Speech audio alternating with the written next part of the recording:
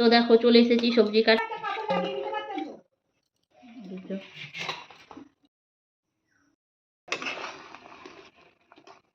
হচ্ছে কাঁকরোল ভাজা।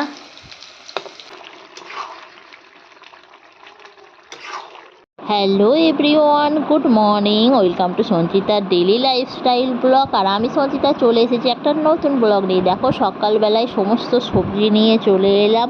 আর সবজি দেখে বুঝতেই পারছো আজকে আমি বানাবো এই যে লাল নোটে শাকের ডাঁটা দিয়ে, কুমড়ো দিয়ে, সাথে একটু ঝিঙেও নিয়ে নিয়েছি, আলু দিয়ে একটা সবজি বানাবো। আর এই যে এই সময় ডাঁটাগুলো তো হয় খেতে বেশ সুন্দর হয়, এতে যদি একটু নোনা মাছ বা সাথে একটু চিংড়ি মাছ দেওয়া হয় দারুণ টেস্টি হয়। নিরামিষেও বানানো যায়, তো আমার একটু মাছ দিয়ে খেতে বেশিই পছন্দ। তো চলো আমি এই সবজিগুলোকে কেটে নিচ্ছি আর কিভাবে বানাবো তো তোমরা দেখতে থাকো।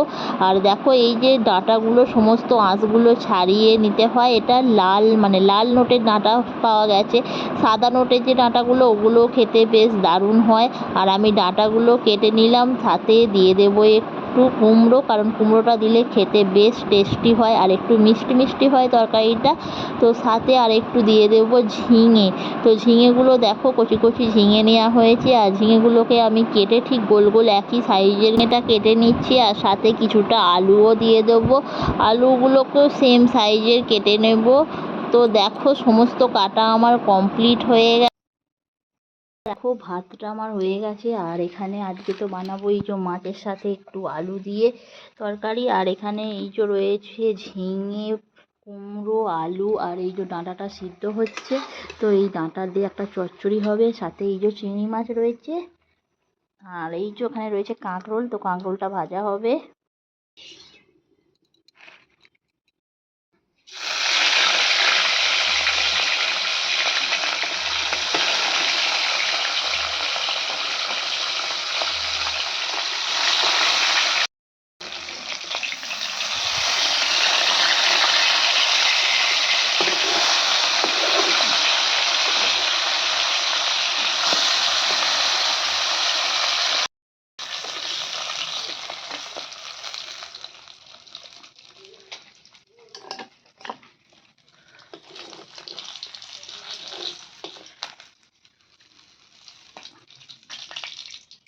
তো দেখতেই পাচ্ছ আমার মাছগুলো সব ভাজা হয়েই গেছে। আর আমি মাছটাকে ঝাল বানিয়ে নেব। মাছে একটু অল্প আলু দিয়েছিলাম, একটু ঝোল ঝোল মতো করে নিচ্ছি, কারণ একটু ঝোল ঝোল মতো করলে আমার বেশ খেতেই ভালো লাগে। আর দেখো গোটা গোটা কয়েকটা কাঁচা লঙ্কাও ফেলে দিয়েছি। আর তারপর মাছটা দিয়ে দিলাম, হয়ে গেল পাতলা পাতলা মতো মাছের ঝোল।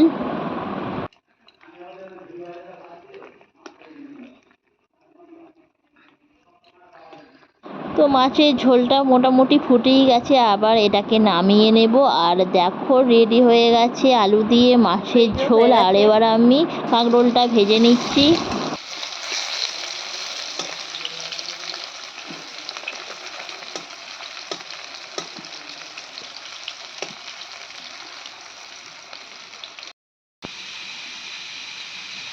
এদিকে ডাঁটাটা আলুটাও সিদ্ধ করে নিয়েছি। আর কড়ার মধ্যে দিয়ে দিলাম এই যে চিংড়ি মাছ। বললাম না আজকে ছোটো ছোটো চিংড়ি পাওয়া গেছে। আর এই চিংড়িটা খুব একটা খেতেও বেশ ভালো লাগে না, একটু বড়ো চিংড়ি হলে খেতে বেশ দারুণ লাগে, আর তরকারিটাও ভীষণ টেস্টি হয়। চলো যা পাওয়া গেছে তাই দিয়ে এখন কাজটা সেরে নিই। আর চিংড়িটা আমি খুব ভালোভাবে ভেজে নিলাম। আর এদিকে দেখতে পাচ্ছ তেলের মধ্যে দিয়ে দিয়েছি পাঁচফোড়ন, তেজপাতা, শুকনো লঙ্কা। তারপরে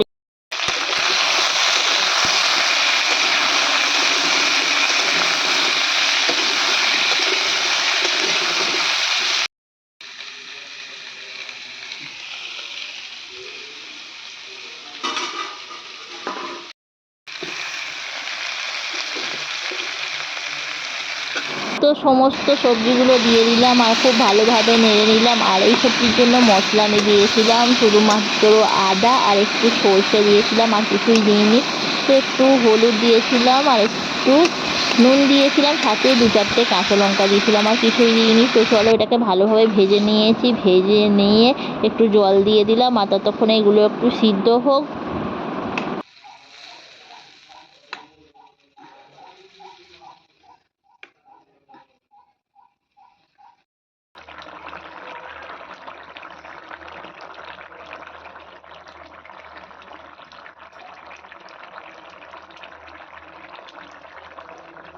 তো সমস্ত সবজিগুলো সিদ্ধ হয়ে গেছে, আর আমি এবার চিংড়ি মাছটা দিয়ে দিলাম ওর ওপরে, আর একটু ভালোভাবে নাড়িয়ে নিলাম। দেখো অবশ্যই কিন্তু চচ্চড়িতে একটু চিনি দিতে হবে, চিনি না দিলে ভালো লাগবে না। তো চিনিটা আমি দিয়ে দিয়েছিলাম আগে থেকেই। তো কেমন হয়েছে অবশ্যই জানিও, ভালো লাগলে লাইক করো। টাটা, বাই বাই, দেখা হবে অন্য একটি